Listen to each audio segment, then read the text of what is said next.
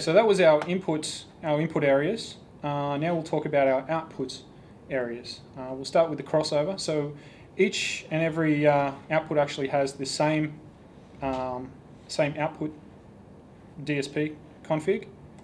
So you can have a crossover here, and with the crossover you can have obviously two levels. So if this was a high-mid section, we could actually turn that off and have that here. We have up to the 8th order and down to the 1st order of roll-off, but we'll use a 4th.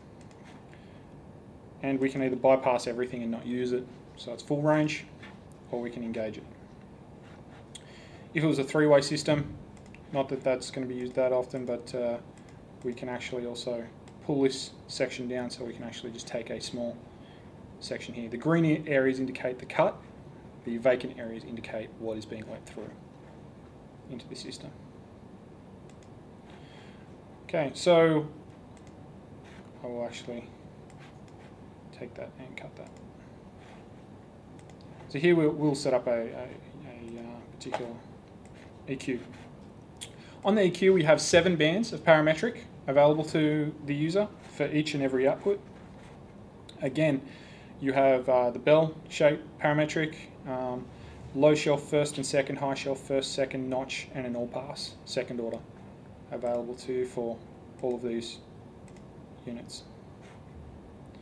Take bypass off. You can adjust on screen, same as you could before on the input EQ. Again, changing all different things on the screen. Now if we did a particular EQ configuration here, like so, this maybe took quite a bit of time and RTAing the room or analysing the room in some particular shape or format. Here we'll pretend that that sounds actually really good.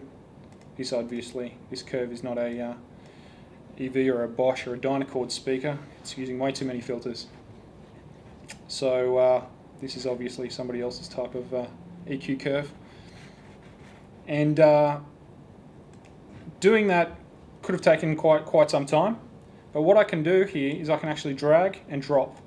Instead of having to re-enter that information again and again, I can actually drag and drop to anywhere on screen.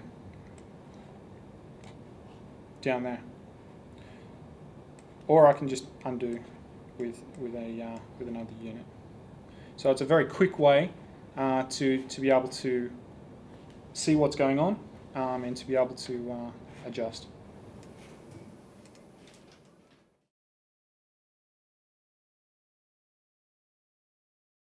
Bosch, invented for life.